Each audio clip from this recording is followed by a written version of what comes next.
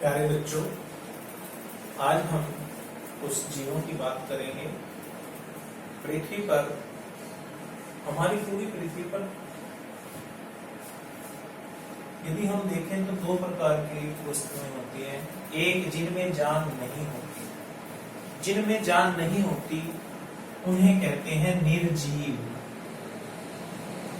नीर ऊपर और जीव, निर्जीव यानी जिनमें कोई जान प्राण नहीं होती, जिनको भोजन की कोई आवश्यकता नहीं होती, क्योंकि वो निर्जीव है, कोई कार्य नहीं करते। और कोई कार्य न करने, जब कार्य ही नहीं करते तो उन्हें भोजन की आवश्यकता नहीं होती। तो ऐसे नंबर एक निर्जीव, जिन्हें भोजन की आवश्यकता नहीं होती। और दूसरे होते हैं सजीव, जिनमें जान होती है, जीवित हैं लोग, जो जीवित हैं, जिन्हें भोजन की आवश्यकता है। तो आज हम करेंगे सजीवों की बात और उनका वर्गीकरण करेंगे भोजन के आधार पर। तो हमारे पास सजीव ही दो प्रकार के हैं। हमारे पास सजीव दो प्रकार के हैं। नंबर एक पादप। पादप मीन्स, पादप का अर्थ पेड़ पौधे, पेड़ पौधे, वनस्पति। यदि हम इसी बात को साधारण शब्दों में समझें, पादप क्या होते हैं? पेड़ पौधों को पादप कहते हैं। फिर आते हैं दूसरी बात, जंतु। जंतु यानी कि जानवर, ऐसे जीव जो पेड़ पौधों से अलग है, वो जंतु है। आप जैसे जानते हैं पेड़ पौधे अपना भोजन स्वयं बनाते हैं प्रकाश संश्लेषण की क्रिया के द्वारा, परंतु जंतु अपना भोजन स्वयं नहीं बना सकते। इन्हें भोजन के लिए किसी और पर निर्भर रहना पड़ता है। तो वो जंतु किस पर निर्भर है? पादपों पर निर्भर है, या पेड़ पौधे खाते हैं। अब कहेंगे सभी जंतु तो पेड़ पौधे नहीं खाते, कुछ मांस भी खाते हैं। कुछ ऐसे भी हैं जो मांस भी खा जाते हैं और पेड़ पौधों को भी खाते हैं, या पेड़ पौधों से बने उत्पाद को खाते हैं। तो आज हम इसी विषय की चर्चा करेंगे और इस चर्चा में हम जानेंगे कि पृथ्वी पर पाए जाने वाले सजीव भोजन के आधार पर किस प्रकार से अलग अलग बांट दिए गए हैं।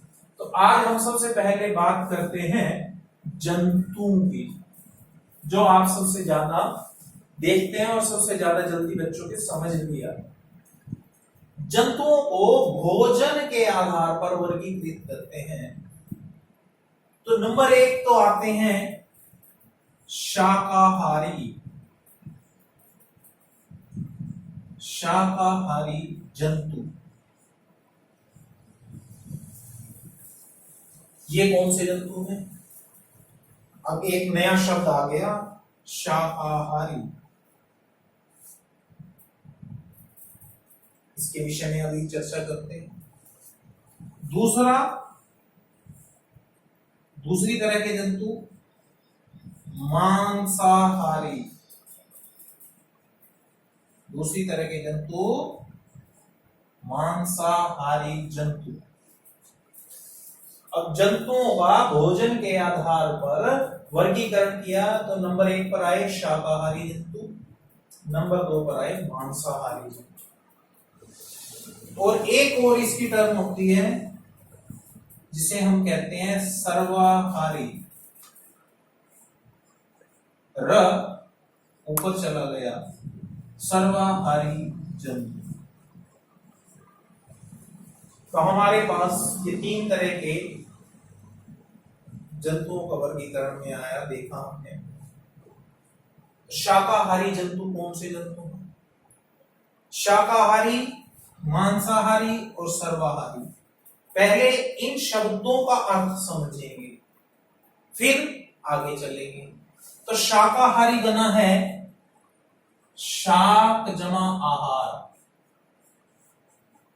यदि हम इसको तोड़कर देखें कि शाकाहारी का क्या मतलब है, शाक जमा आहार, ऐसा जंतु जो अपना आहार, आहार का मतलब है भोजन, आहार, आहार का मतलब है भोजन, शाक, शाक आता है पादपों की श्रेणी, यानी कि पेड़ पौधे, शाक, पेड़ पौधे शाक के श्रेणी में आते हैं। शाकाहारी जंतु, ऐसे जंतु, शाकाहारी जंतु के बारे में यदि बात की जाए, शाकाहारी जंतु ऐसे जंतु जो अपने भोजन के लिए पौधों पर निर्भर हैं। यदि हम यहां पर देखें शाकाहारी जंतु,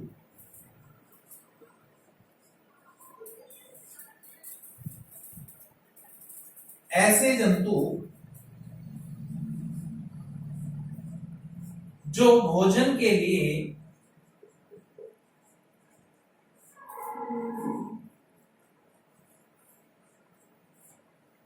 किस पर निर्भर है? पादपों पर निर्भर है। ऐसे जंतु जो भोजन के लिए पादपों पर निर्भर हैं,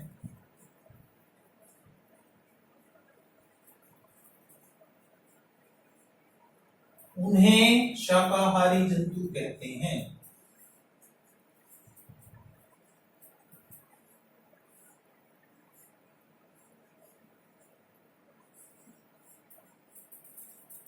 कैसे? या तो पादप पर निर्भर है, पादप के भी कई हिस्से होते हैं, जड़ है, तना है, पत्ते हैं, फूल हैं, फल हैं, इनमें से कोई भी उत्पाद खाता है जंतु तो यानी कि वो पादपों पर निर्भर है, तो ऐसे जंतुओं को कहेंगे हम शाकाहारी जंतु। जैसे इसके उदाहरण देखें, जैसे सबसे उत्तम उदाहरण है गाय, सबसे उत्तम उदाहरण गाय, भैंस, घोड़ा, बकरी, भेड़, ये सारे उदाहरण हैं शाकाहारी जंतुओं के। इसी पर आधारित हम दूसरा देखते हैं। हमने जब शाकाहारी समझ लिया और इसके टुकड़े किए, शाक जमा आहार, ऐसे जंतु जो अपने आहार के लिए शाक पर जीवित है। शाक का अर्थ यहां लेते हैं हम पादप। पादप में उसके कई भाग आ सकते हैं, पांचों भाग आ सकते हैं, जड़, तना,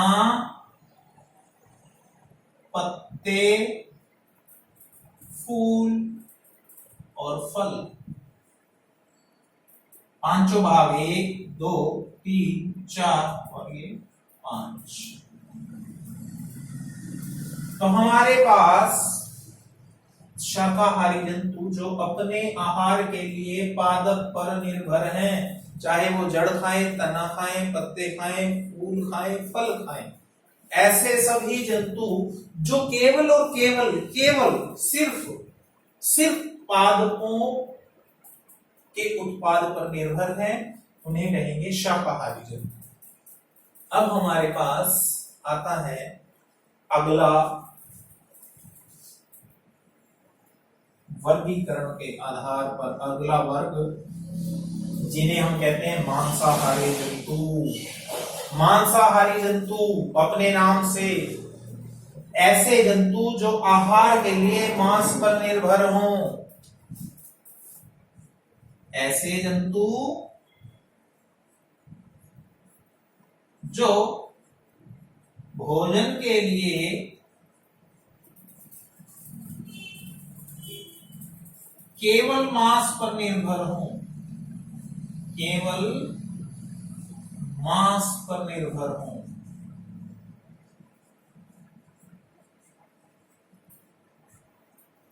उन्हें मांसाहारी जंतु कहते हैं।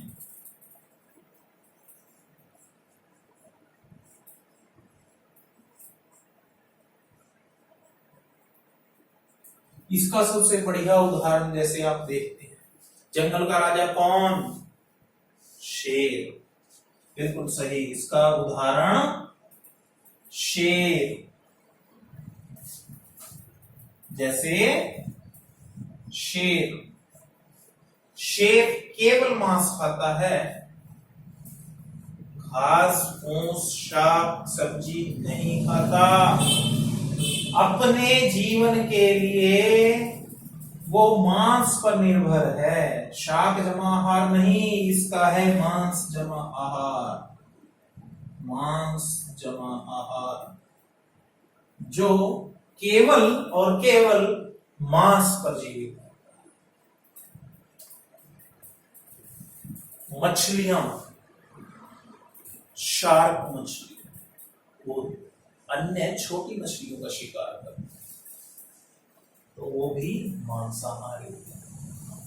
ऐसे बहुत सारे एग्जाम्पल मिलेंगे, बहुत सारे उदाहरण मिलेंगे जो अपने जीवन के लिए केवल मांस पर निर्भर है, उन्हें कहते हैं मांसाहारी जंतु।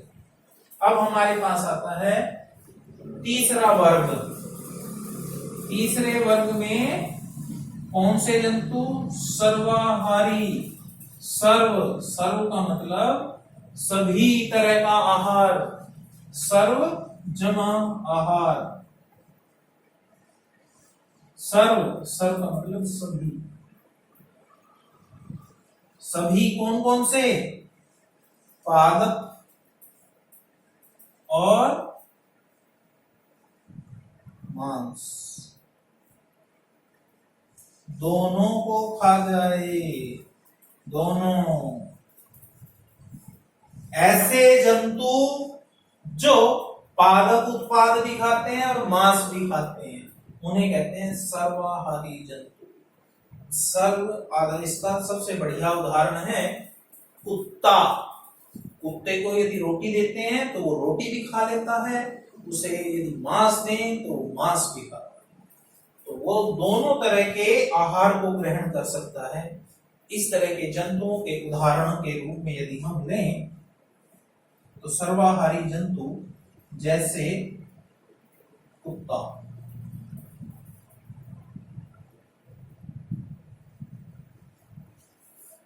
पक्षियों में देखें कौवा, रोटी भी खाता है मांस भी खाता है। तो इस तरह से हम पृथ्वी पर पाए जाने वाले सजीवों में जंतुओं को भोजन के आधार पर वर्गीकृत करें तो हमारे पास 3 तरह के वर्ग आते हैं। नंबर 1 शाकाहारी जंतु, नंबर 2 मांसाहारी जंतु, नंबर 3 सर्वाहारी जंतु। इनके नाम से ही आप अंदाजा लगा सकते हैं शाकाहारी जंतु जो अपना भोजन, ऐसे जंतु जो भोजन के लिए, आहार के लिए किस पर जीवित है? पादप पर। चाहे वो जड़, तना, पत्ते, फूल, फल कुछ भी खाएं, पादपों पर निर्भर हैं, तो उन्हें कहेंगे शाकाहारी जंतु। उसके हमने परिभाषा बनाई, उदाहरण बनाया। मांसाहारी जंतु, उसकी परिभाषा बनाई, उदाहरण बनाया। सर्वाहारी जंतु की परिभाषा बनाई, उसके उदाहरण बनाए। तो प्यारे बच्चों, आज आपने क्या सीखा? जंतुओं को भोजन के आधार पर हम 3 वर्गों में विभाजित कर सकते हैं, 3 वर्गों में बांट सकते हैं। तो इन चीजों को ध्यान रखना, ये सदा आपके काम आएंगे। ध्यान से इसको समझो, कॉपी लिख कर देखो। धन्यवाद। Thank you.